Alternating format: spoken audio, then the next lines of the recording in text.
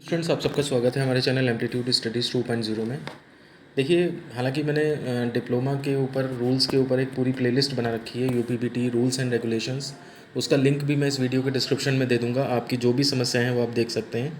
लेकिन फिर भी ईयर बैक वाले बच्चों के लिए मुझे लग रहा है कि एक वीडियो और बना देना चाहिए, ताकि वो थोड़ा सा डिसाइड कर सकें कि वो क्या कर सकते हैं, क्या ऑप्शंस हैं उनके पास, और किस तरह से वो ईयर बैक को नॉर्मल बैक में या सिंपल बैक में या पूरा एग्ज़ाम क्लियर कर सकते हैं।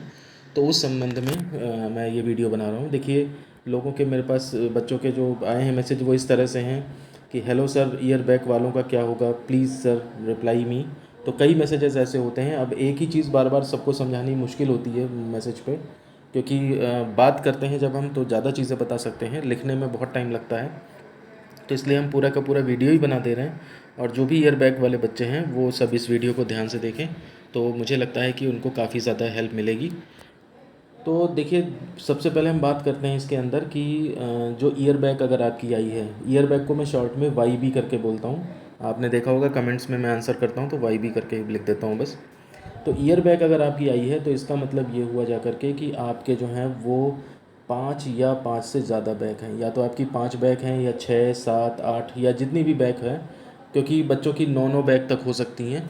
प्रैक्टिकल अगर नहीं दिया उसने, मान लिया सपोज़ इवन सेम में, और 4 बैक पीछे थी, है ना, 4 या 5 बैक पीछे थी, प्रैक्टिकल एक भी नहीं दिया उसने नेक्स्ट सेम में, 2 सब्जेक्ट में और फेल हो गया, तो इस तरह से करके ये संख्या जो है 8 9 10 11 कुछ भी हो सकती है।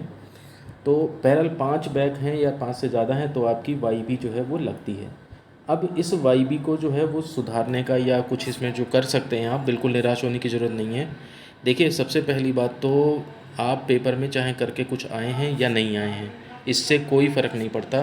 आप जो है वो चुपचाप जितने भी सब्जेक्ट हैं, 1 2 3 4 5 सब्जेक्ट हैं या 6 सब्जेक्ट हैं, तो सब में आप जो है वो रीवोल्यूशन भर दीजिए। ठीक है ना। चाहे आप कुछ करके आए हों पेपर में, चाहे आप कुछ ना करके आए हों, एक जो मौका ये मिल सकता है आपको कि अगर 6 सब्जेक्ट हैं, मान लिया कि मैं फॉर एग्जांपल ले लेता हूँ, तो 6 सब्जेक्ट अगर हैं तो 6 इंटू 500 रुपये की फ़ीस आपकी जाएगी, और इसमें 3000। इससे मतलब नहीं है आपने, आप सोच रहे हो दूसरे तीसरे में भर दूँ या छठवें में भर दूँ। अगर आप इतना पैसा लगा सकते हैं, 3000 रुपये लगा सकते हैं, तो आप इसे भर दीजिए। अब आप कहेंगे इससे होगा क्या?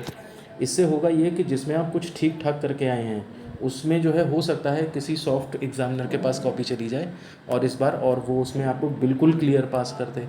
ठीक है, 2 3 सब्जेक्ट ऐसे हो सकते हैं। कुछ सब्जेक्ट्स ऐसे हो सकते हैं कि जिनमें कि आपको थोड़ा बहुत नंबर बढ़ जाए। देखिए, नंबर कम भी हो सकते हैं, लेकिन उसकी गुंजाइश, उसका कोई मायने आपके लिए नहीं है, क्योंकि आप पहले ही सबसे ख़राब स्थिति में खड़े हो। तो इसलिए अगर नंबर आपके कम भी होते हैं तो कोई फ़र्क पड़ने वाला नहीं है। उनके लिए ये बात नहीं बता रहा हूँ जिनकी बैक आई है, मैं ये बात उनके लिए, और ग्रेस आया उनके लिए भी नहीं है ये बात ईयर बैक वालों के लिए है। ठीक है ना। तो इसलिए आपको पहले तो सब में जो है वो आपको भरना है अपना रिवॉल्यूशन। तो हो सकता है 2 3 सब्जेक्ट आपके उससे क्लियर हो जाएं, और 4 सब्जेक्ट मान लिया नहीं भी हो पाए तो 4 पे आपको नेक्स्ट ईयर एडमिशन मिल जाएगा। तो आपका ईयर बैक इस तरह से बच सकता है।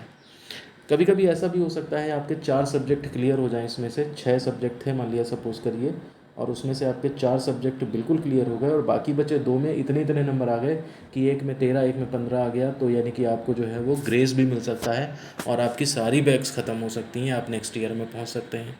ये सबसे सुखद अनुभव होगा। इससे भी सुखद अनुभव ये हो सकता है कि आपकी 6 की 6 बैक क्लियर हो जाएँ।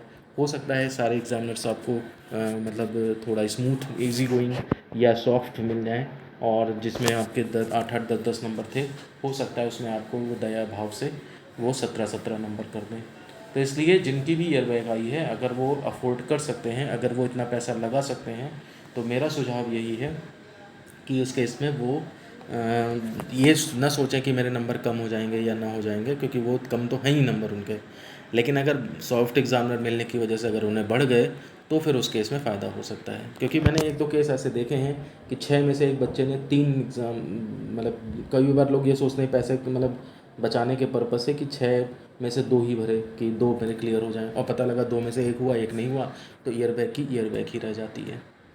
तो ये चीज़ आप ये भी मत दिमाग लगाइए कि मेरा ये पेपर अच्छा हुआ था या ये पेपर अच्छा हुआ था, मैं इसी में भरूं, बाकी में चांस नहीं है। देखिए, कॉपी का कोई भरोसा नहीं है। अब बहुत कभी अच्छे एग्ज़ामिनर मिल जाते हैं तो वही जो आप पेपर ख़राब करके आए पास भी हो जाते हैं, और कभी एग्ज़ामिनर स्ट्रिक्ट मिल जाएँ तो जो पेपर आप सही से करके आए होते हैं उसमें भी आपकी बैक लग जाती है। तो ये एक तरीका हो सकता है, ईयर बैक वालों को यही चीज़ करनी चाहिए, जितना अफोर्ड कर सकते हैं। अगर आप अफोर्ड नहीं कर सकते हैं तो फिर आप कम में भरिए, लेकिन आप ये समझ लीजिए कि 3,000 लगाना जो है वो एक मतलब थोड़ा कम खतरे वाली बात है। लेकिन आपको पूरे ईयर बैक हो गया है तो उसके लिए फिर आपको 11,000 रुपये फ़ीस दोबारा से भरनी पड़ेगी और एक साल भी बर्बाद करना पड़ेगा। तो इसलिए अगर आप चाहते हैं तो इस तरह से करके आप अपना जो वो टाइम और पैसा बचा सकते हैं। लेकिन अब ये भी है कि अगर मान लिया नहीं निकला, नहीं ईयर बैग क्लियर हुई इतने पर भी, तो फिर 3,000 ये तो जाएंगे ही और 11,000 फिर और जाएंगे। वो तो खैर बात की बात है, लेकिन अभी आप चूँकि वर्स्ट कंडीशन में हैं तो इसलिए आप हाथ पैर पूरी तरह से मारिए और बिल्कुल आराम से बेखौफ होकर के और रिवॉल्यूशन भरिए सब में, चाहे आपका अच्छा हुआ पेपर चाहे ना अच्छा हुआ, चांसेस हो सकते हैं। हाँ, जैसे अगर मान लिया सपोज़ ऐसा कोई करके आया है, ये भी सिचुएशन हो सकती है कि कई बच्चे ऐसे होते हैं कॉपी के पहले पेज में उन्होंने क्वेश्चन नंबर 1 का ए पार्ट डाला, फिर क्वेश्चन नंबर 1 का बी पार्ट डाला, बस और कुछ किया ही नहीं पेपर में। अब एग्ज़ामिनर उन्हें इसमें भी 5 पूरे पकड़ा दे और इसमें भी 5 पकड़ा दे, तब भी वो पास नहीं होंगे।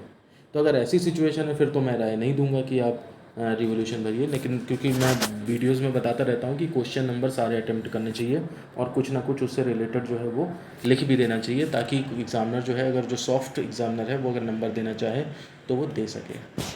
दोबारा से लास्ट में मैं फिर से सबको यही समझाना चाहूँगा कि देखिए, जब सेशन शुरू होता है, जब आपकी पढ़ाई शुरू होती है, प्रॉपरली आप बुक ख़रीद के और नेट से या कॉलेज से जो भी हेल्प मिलती है उसको उसके सहारे बुक की स्टडी करिए, अपने प्रॉपर अपने नोट्स बनाइए, और तब जा कर के जो है वो आप परीक्षा में आसानी से सफल हो पाएंगे और ऐसी परिस्थिति का सामना नहीं करना पड़ेगा। तो इन्हीं शब्दों के साथ वीडियो ख़त्म करते हैं। कोई क्वेरी इस पे भी है तो आप कमेंट में पूछ सकते हैं। और ये देखिए, इसमें पूछना कि मैं इसमें भर दूँ या नहीं भरूँ या किस में भरूँ, ये देखिए बच्चे का डिसीज़न होता है। तो हमारा मतलब मन होता है ना, ये ह्यूमन नेचर है कि कोई भी काम करने से पहले हम दूसरों से राय लेना चाहते हैं, ताकि कल को कुछ गड़बड़ हो जाए तो हम सारा दोषारोपण उसके ऊपर कर सकें कि हाँ तुम्हारी वजह से ही हो गया, तुमने कहा था ऐसा हो गया। तो इसलिए हम कोई राय इसमें क्लियर कट किसी को नहीं दे सकते हैं, हम केवल संभावनाएं बता सकते हैं आपको, बाकी आपको डिसीज़न खुद ही लेना है। तो इसी के साथ वीडियो को ख़त्म करते हैं, मिलते हैं आपसे नेक्स्ट वीडियो में। धन्यवाद।